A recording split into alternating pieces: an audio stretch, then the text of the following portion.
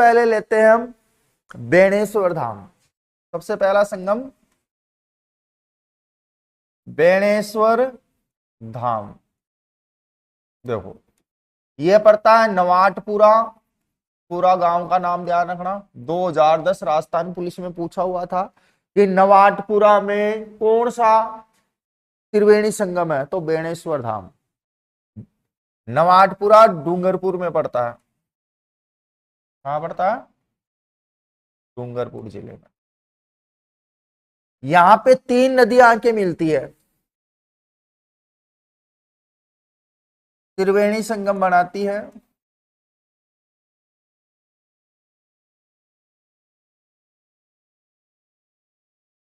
एक तरफ से आती है सोम, एक तरफ से आती है माही, और एक तरफ से आती है जाखम। तो सोम, माही, जाखम नदियों के द्वारा बेणेश्वर धाम, नवाटपुरा, डूंगरपुर में त्रिवेणी संगम का निर्माण किया जाता है। अब बात आती है कि ये जो बेणेश्वर धाम है, इसकी स्थापना किसने की?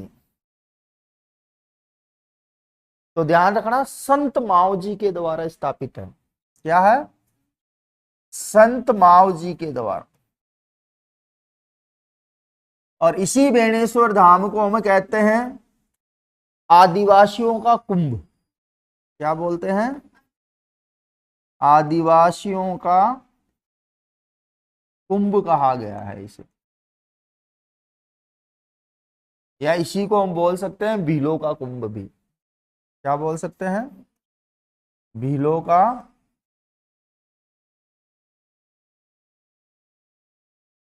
इसी बेणेश्वर धाम पर संत मावजी ने एक ग्रंथ लिखा था, यहां रहते हुए। उस ग्रंथ का नाम भी याद रखना, पता नहीं आगे टकराए या नहीं टकराए। ग्रंथ का नाम था चोपड़ा ग्रंथ। कौन सा ग्रंथ लिखा है इन्होंने? चोपड़ा ग्रंथ। ध्यान रहेगी बात। दूसरा त्रिवेणी संगम लेते हैं बिंगोद भीलवाड़ा। कौन सा? बिंगोद भीलवाड़ा में।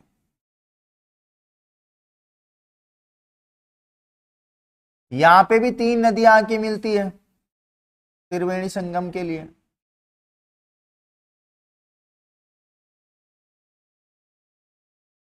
एक तरफ से बेड़च, बॉम्बे, एक तरफ से बनास, बॉम्बे, मैं से मेनाल। ये तीनों नदियां आकर कहां बनाती है? बिंगोद भीलवाड़ा में। तीसरा है राजमहल। राजमहल पड़ता है टोंक में। कहां पे बनती है? टोंक में। और यहां पे त्रिवेणी संगम में नदियां मिलती है। बखाड़ा, ध्यान रखना, बखाड़ा, बनास, खारी और डाई। तो हो गया बखाड़ा। नदियों के नाम ट्रिक से याद रखना। नदियां इतनी है, त्रिवेणी याद नहीं कर पाओगे पर्टिकुलर नदियों के नाम से। जैसी मैंने ट्रिक बोली है मैं लिखवा दूंगा बाद में, जैसी ट्रिक बोली है उसी ट्रिक के आधार पे ध्यान रखना। बखाड़ा कहां के मिलता है? राजमहल टोंक में। बैसे बनास, खासे खारी और डासे डाई। चौथी त्रिवेणी जो बनती है वो बनती है रामेश्वर सवाई माधोपुर में। रामेश्वर सवाई माधोपुर में। यहां पे आप देखोगे तो यहां पे भी त्रिवेणी संगम है, 3 नदियों का संगम।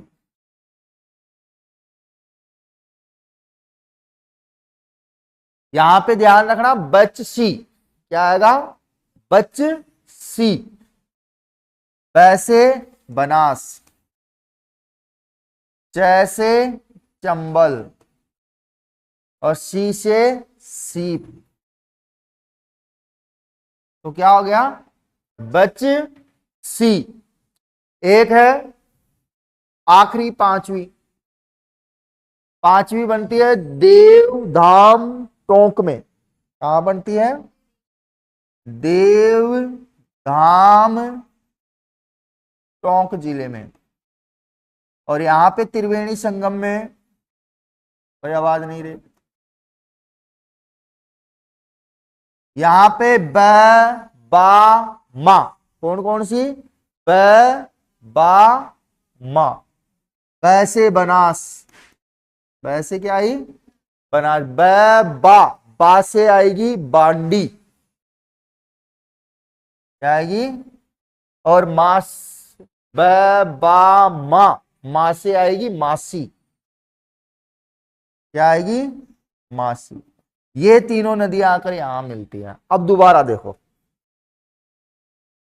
कि भाई त्रिवेणी संगम के अंतर्गत सबसे पहला त्रिवेणी संगम बनता है बेणेश्वर धाम नवाटपुरा डूंगरपुर में। तीन नदियां आके मिलती है, सोम माही जाखम। अब इस त्रिवेणी की ट्रिक ध्यान रखनी हो तो ट्रिक ध्यान रखना, सो जा मा, सो जा मा, सोम जाखम माही। तीनों नदियां आकर कहां मिलेगी, बेणेश्वर धाम नवाटपुरा में। इसी बेणेश्वर धाम की स्थापना की थी संत माव जी ने, और यहीं पर इन्होंने एक ग्रंथ लिखा था इनका चोपड़ा, पूछा हुआ है ये दोनों। आदिवासियों का कुंभ भी बोलते हैं इसे, भीलों का कुंभ भी बोलते हैं। दूसरी बनी विंगोद भीलवाड़ा में, जहां पे बनास, बेड़च और मेनाल। इसकी ट्रिक ध्यान रखना, बॉम्बे, बनास, बेड़च और मैसे मेनाल, क्या हुआ, बॉम्बे।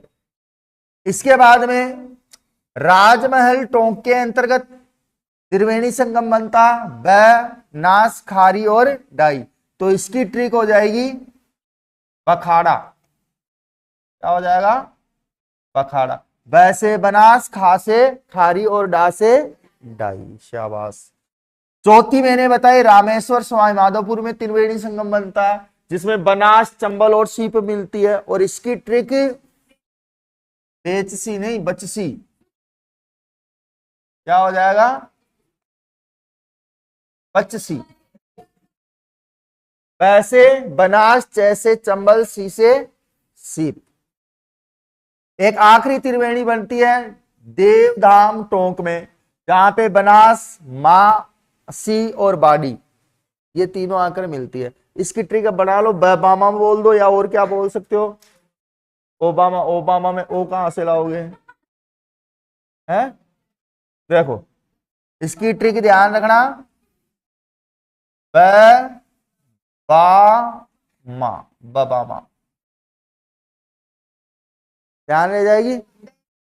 पांचों त्रिवेणियों की नदियों का मिलना ट्रिक से ही याद रह पाएगा, इसके अलावा और कोई तरीका नहीं। स्टार्टिंग की चार इजी है, बस ये लास्ट वाली थोड़ी सी आपको तो समझनी पड़ेगी कि ब से बनास, बा से बांडी और मा से मासी नदी। तो ये था अपने नदियों का संगम। तो राजस्थान के किस जिले में सर्वाधिक नदियां पाई जाती है, तो चित्तौड़ में। संभाग पूछे तो कोटा, और कहां पे भी एक भी नदी नहीं पाई जाती है तो वो बीकानेर और चूरू।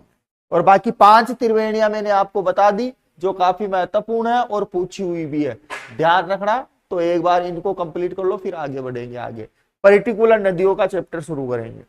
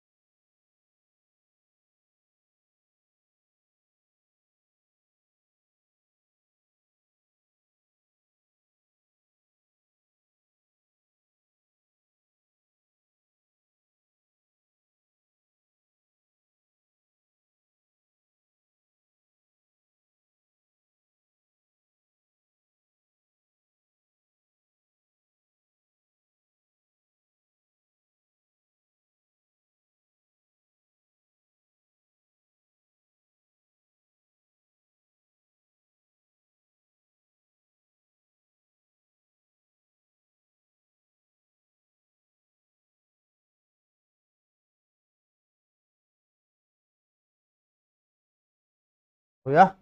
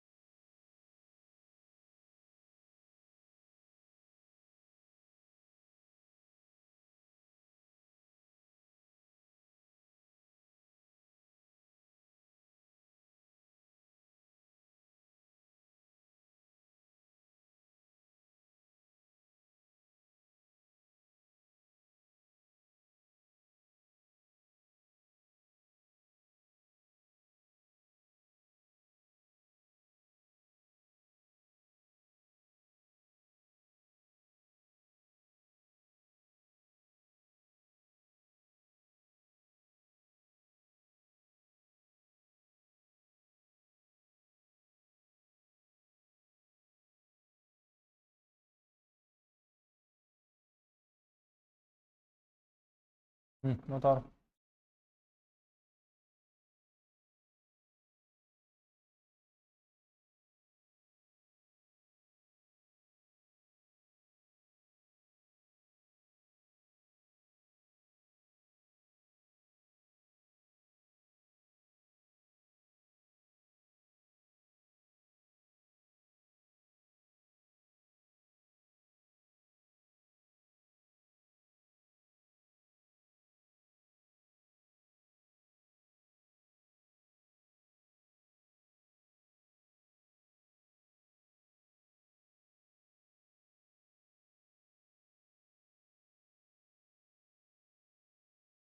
ये भी गई पारुल।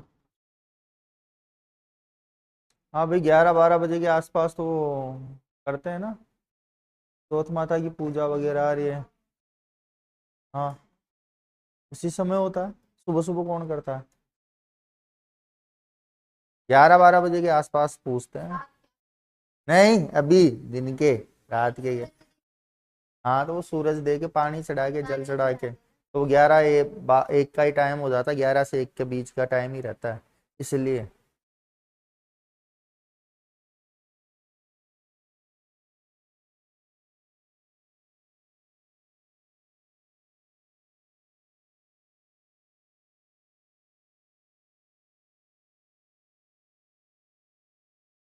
रवि ये बात सही है क्या कि करवा चौथ का व्रत करने से पतियों की उम्र बढ़ती है, सही है क्या। खेवत तो कौन है, सही है क्या। अगर ऐसी बात होती तो हमारे मोदी जी इस मामले में बहुत आगे हैं। 75 साल हो गए जी रहे हैं बिना करवा चौथ के है। तो ये तो क्या है कि वो कहते हैं ना सामाजिक परंपरा चलती आई है, रीति रिवाज। लेकिन ये रीति रिवाज ज्यादा कब चला, जब डीडीएलजे आई, उसने सिखाया सबको है।